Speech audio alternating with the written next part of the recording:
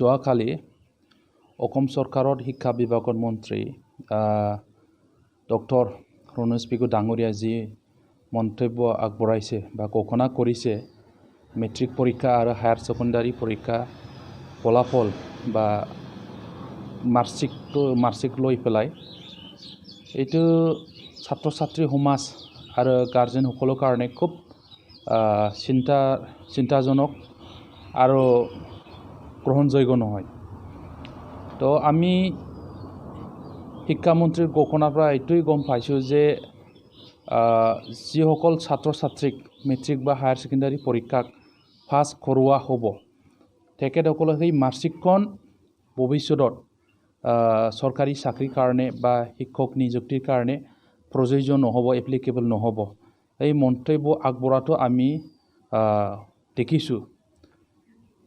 যদি সেই মাৰ্কশ্বিটখন যদি চাকৰিৰ ক্ষেত্ৰত যদি প্ৰযোজ্য হ'ব লাগে তেনেহ'লে ছাত্ৰ ছাত্ৰীসকল পুনৰ এটা স্পেচিয়েল পৰীক্ষা পাছ কৰিব লাগিব, যি পৰীক্ষা নাকি ক্লাছ 9 আৰু ক্লাছ 10ত চিলেবাছক লৈ পেলাই পাতা হ'ব ছেপ্টেম্বৰ মাহত বা নতুন বছৰত জানুৱাৰী মাহত এনেকা ঘোষণা কৰাটো আমি দেখিছোঁ।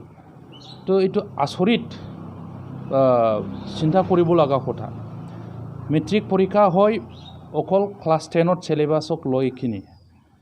যদি ছাত্ৰ ছাত্ৰীসকল দুটা ক্লাছত যদি পঢ়ি পেলাই পুনৰ আৰু পৰীক্ষা দিব লাগে, এইটো ছাত্ৰ ছাত্ৰীসকলক বহুত অন্যায় কৰা হ'ব। কাৰণ ছাত্ৰ ছাত্ৰীসকল পৰীক্ষা দিয়াৰ কাৰণে বহুত সাজু আছিল। পৰীক্ষা হ'ব নহ'ব চৰকাৰে চূড়ান্ত সিদ্ধান্ত ল'ব পৰা নাই ক'ভিড মহামাৰীৰ কাৰণে। তো ছাত্ৰ ছাত্ৰীসকলৰ যিটো ভৱিষ্যত এইটো লৈ পেলাই চৰকাৰে ভাল ধৰণে চিন্তা কৰাটো ভাল।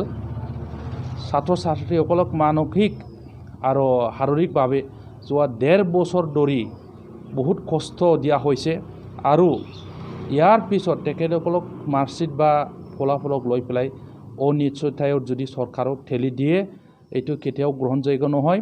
আমি বড়োলেণ্ড ছাত্ৰ সন্থা BSU ফালৰ পৰা অসম চৰকাৰক বা শিক্ষা বিভাগত সন্মানীয় মন্ত্ৰী ডক্টৰ ৰণোজ পেগু ডাঙৰীয়াক আহ্বান জনাব বিচাৰিছোঁ।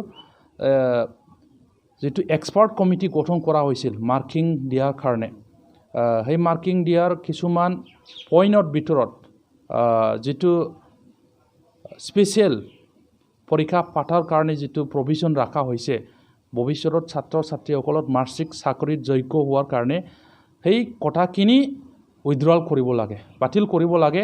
আমি এইটো শিক্ষামন্ত্ৰীৰ ওচৰত অসম চৰকাৰৰ ওচৰত দাবী জনাইছোঁ BSU ফালৰ পৰা।